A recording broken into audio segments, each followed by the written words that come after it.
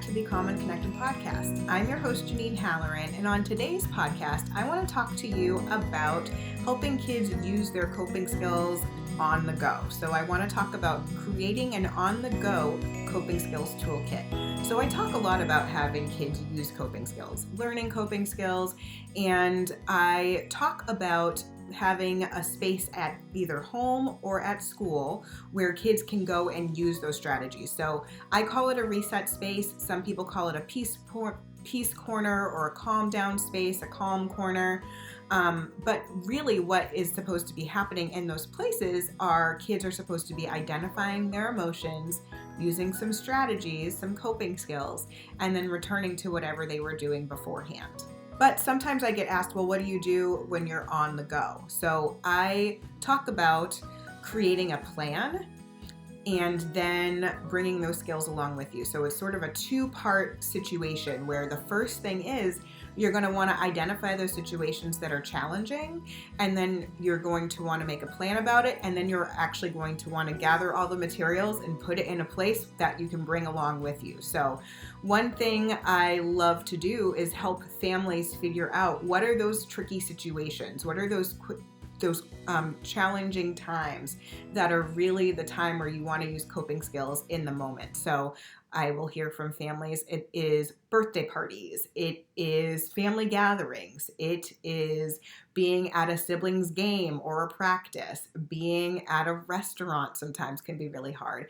And doctor appointments and dentist appointments. So those are the sort of places I think about that can be really helpful to have some coping skills with you and be able to help kids use those coping skills in the moment. So thinking about those places, you can talk through with your child and help them figure out what are the strategies that might be helpful for us to use in those moments? What could be helpful to you so that you can manage your big feelings when we are going to a birthday party or when we're at a restaurant?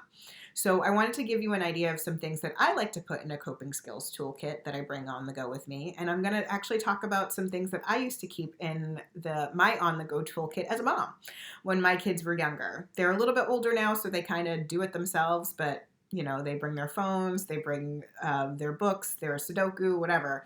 But when they were younger, I would help them do this. So one thing I would always have with me is a notebook. I would always have a notebook with me, just some pieces of paper and some colored pencils or just regular pencils, markers, whatever drawing utensils I would have in my purse is what we would use. And we could use that to draw, to color, to doodle. We could play things like tic-tac-toe.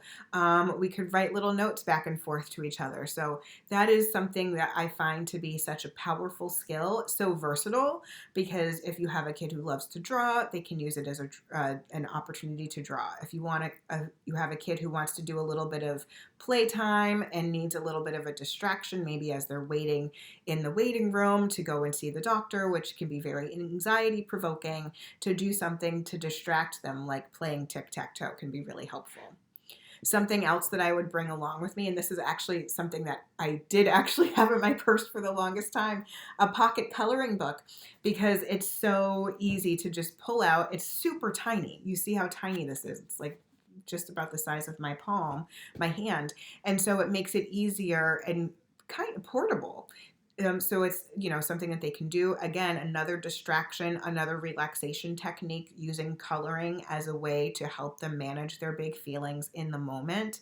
If they are sitting and waiting in a restaurant or sitting and waiting at somebody's game. Something else that I think about is I also play word games. So if there's a way that I can play a game that doesn't require any materials, I will happily use it. So I would often play Would You Rather with my kids, or 20 questions as we're waiting. Just, again, another way to distract and help give their brains a break when they needed it. Music was another powerful one that we would often use. We would listen to music as a family all the time when they were younger. So what I would do is bring my headphones with me. And then if we were sitting and they were starting to get a little bit worried, we would maybe put on a song that helped them calm down, help them relax, help them feel chilled out. And then they could listen using the headphones that I brought along with them. If I remembered to bring my headphones, I would have them listen to music actually and use that as a strategy while we were sitting there. I would also bring fidgets. I love fidgets. If you've listened to other podcasts, I just absolutely adore fidgets. So I would bring different ones. So here's, marble and mesh that I would bring, or I would bring, again, maybe the spiky ball. This is a tangle fidget. Some, sort of sensory texture to it. And then here's this one that has a marble that you can just move back and forth through it, and then a little bit of texture on the edge. So again, all of these are quiet. So if we're sitting in a restaurant, we're sitting in, a doctor's office in the waiting room, it's not distracting, it's not loud, it's not making a lot of noise, but it is something that can give them a little tactile input and something that can help them when they are starting to feel a little bit anxious, a little bit worried, a little bit concerned.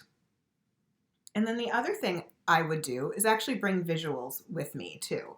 So I have, some very vivid memories of sitting in a doctor's office, in the waiting room, waiting for an appointment that wasn't going to be a pleasant one, and helping my children to be able to remember, to do some deep breathing, to do some counting, to maybe listen to music. Again, using these visuals to help them take a short breath in or a longer breath out, to use the fidget, and to think about their favorite things. And what was helpful is to have the visual.